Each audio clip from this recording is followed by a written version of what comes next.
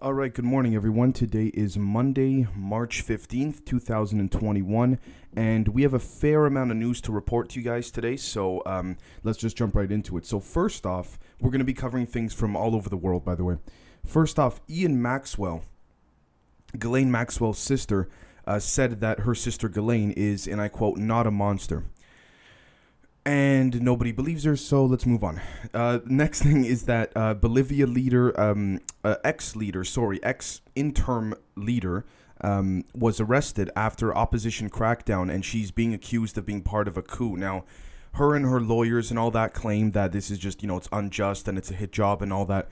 I don't know specifically the politics of Bolivia. I don't know what goes on there, so I don't want to comment on that. Again, this is big enough of a story that would be needed to report to you guys, but at the same time, I mean, look, if she did something wrong, literally, then I guess what she's receiving in terms of being imprisoned and all that, or detained and things like this are necessary. However, if not, then, again, it's a government coup. You know what I mean? They'll use anything to justify taking out their opponents, whether that's taking out as in literally murdering them or just putting them in jail and then, taking it day by day, literally seeing what their opponents would do, if they would just give up mentally while they're in jail or if they try to fight it. Because if they try to fight it, then you usually see what happens with something like Putin and Navalny, for example, right?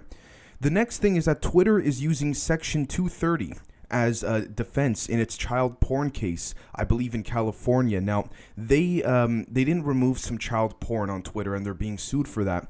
But in court, they're arguing the reason they didn't remove it, even after being warned about it, is because it didn't violate their policies and things like that. Who cares if it didn't violate the policies? Don't you like this? Is the problem I have with Twitter is this: they have an entire team led by, her name is Vijay Gad. If you watch the Joe Rogan episode with Jack Dorsey, the CEO of Twitter, and Tim Pool, she was on there as well. But my problem here is this: they're going around censoring tweets of things that the algorithm itself takes out of context, and they know that, but they still have it removed, and they're not removing child porn. Like, I don't, it doesn't make sense to me. I mean, obviously we can jump into the potential, I guess we could say, proposals and possibilities behind it. But I mean, it should be a straight up case. And they're using Section 230, right? Which has to do with the tech companies and all that. Or just, overall internet software and things like this. They're using that as a cop out. It's child porn. Just say you made a mistake and then freaking settle the case. Because even from an optics point of view as a company, it looks terrible. But again, I don't care. They can do what they want. I'm just giving my opinion at the end there as to what would probably be the case. I don't know the specifics of the case, but again, I don't see how anything good can come out of this. So the next thing is that Beijing has been hit with the worst sandstorm in over a decade, and I saw some of the pictures this morning as I was checking out the latest news and stuff. And man, it looks pretty shitty. There's some people that are saying that it's the result of some type of experiment and all that. So we'll be potentially looking at that in the main afternoon episodes. But we'll see what happens from there. And I hope the Chinese people in Beijing are okay.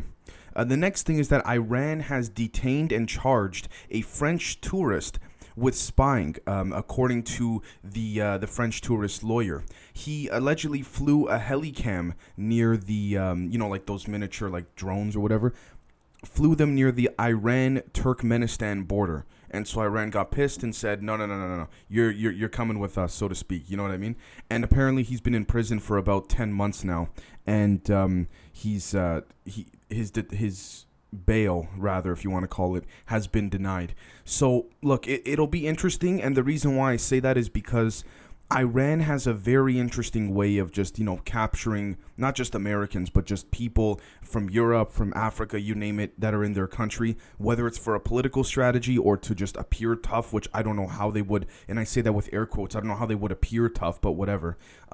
This is one of the problems I have, not with the Iranian people, but with the regime, right? And the issue I have there is that ultimately they're just their best advantage, except for dropping a nuclear bomb, which would be, don't get me started on how many levels of a disaster for them, not for the rest of the world. But what I'm saying is that their only advantage really is that they just capture people. This is nothing new. This has been going on since, the 70s and the 80s and all that, especially when the Shah of Iran, I believe in the 70s, fled to the U.S. for safe haven as he was sick and dying and all that. But anyways, I think he was the final Shah of Iran as well. But the point, though, is that they have no leverage most of the time. So what do? They just capture people that have come in. Like, not even, they capture diplomats or politicians or whatever. Not that I would wish that on anybody, but I'm just saying that they just say, okay, you're French, you're American, you're whatever. Yeah, we got a little problem with France right now. We got a problem with, of course we have a problem with America. Okay, both of you come here. You know what I mean? And then they just arrest them. So, I mean, I guess, and then of course, France will respond and say, let them go and things like this. And then it creates a whole problem. And then the U.S. gets involved. So, look, at the end of the day, I know it creates, part of my English, a bit of a clusterfuck, but I think that's what they're trying to do, Iran in general. The next thing is that the Middle East has seen its biggest import of arms in the last 5 years alone. Well, look, and it's mainly come from the U.S., from my understanding, because the U.S. also, by the way, remains the top arms exporter in the world, as its market share only grows more and more. So look, here's the thing. For the people, regardless of your political perspectives, for the people that are saying, oh my gosh, look, America appears so weak, I can tell you right now, I can guarantee you the military aspect of it isn't. I would even dare to say the cyber aspect, but that's harder to be able to tell unless you're really on the inside of what's going on, right? Which is why there's intelligence agencies, because we really don't know what we ourselves are doing in other countries too, right? But ultimately, when I look at this, I say, okay, if the U.S. is selling all these weapons to the Middle East, what the hell do they have up their sleeve? Which I'm sure they do. You know what I mean? If they're confident to sell these kinds of weapons, whether it was under Biden, Trump, Obama, Bush, Clinton, I don't care. To me, that doesn't matter. I think overall, maybe a Democrat or Republican, whichever president's currently in office, may have some ability to influence the amount of arms that are sold. But let's put it this way, not to get conspiratorial, but if I'm trying to watch my words here. If those within, I guess we could say the deep state, if you want to call it, the ones, the neocons, the real elites, the ones that have been there for 20, 30, 40, maybe 50 years, you know what I mean? They're the ones that really pull the strings when it comes to those types of things, because that directly involves the military-industrial complex. That's not even a conspiracy. That's just legit fact. It's just, the mainstream media of the West tries to push away from that most of the time, right?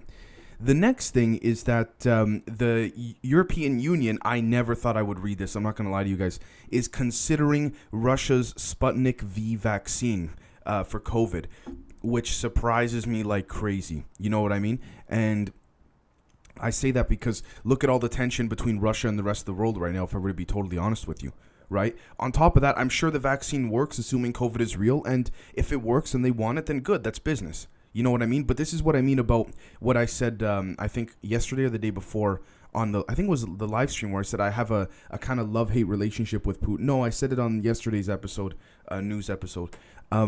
So, see, that's the thing. When things work, oh, yeah, okay, Putin, give it to us. But then when there's an issue, oh, look, he's bad. Now, I'm not saying Putin's good. I'm not saying he's bad. I'm not trying to defend him. I'm just trying to take a neutral stance, right? With regards to Navalny, you might say, Dave, how could you say that? Look what he's done to Navalny. Well, look, I'm not trying to sound like someone who's dodging the question here, but what he does in his country is his own business, especially since I don't foresee any countries getting involved physically in terms of like a ground war infiltration.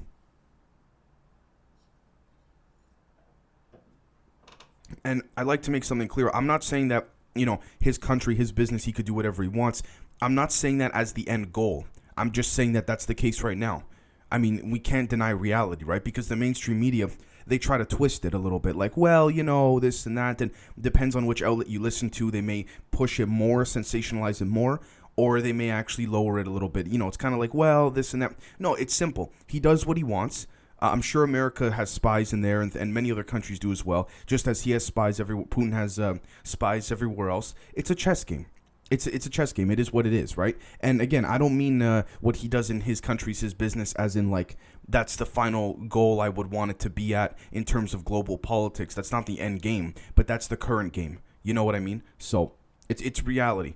The next thing is that Volkswagen may lay off up to 4,000 workers in Germany, which is unfortunate, by the way. So it's sad to see that. I mean, look, major corporations are laying off tons of their employees, and at the same time, they're again, I don't want to speak on behalf of Volkswagen's German location and headquarters and all that, but I know in the US they're laying people off, but at the same time they're still making money, these big corporations, from the government or what have you, right? Now, I get it, business is slow because of this whole pandemic and all that and what's been going on, but ultimately when I look at all of this, I can't help but think these corporations can afford it. The people are the ones that are going to get hurt. Now, there are some cases where I'm sure they cannot, but even then, it's still debatable. We have to define, is this a large-sized corporation, more of a middle-sized, medium-sized corporation, right? Because once you get to the lower levels of corporatism, it starts to go into like what's technically considered small business,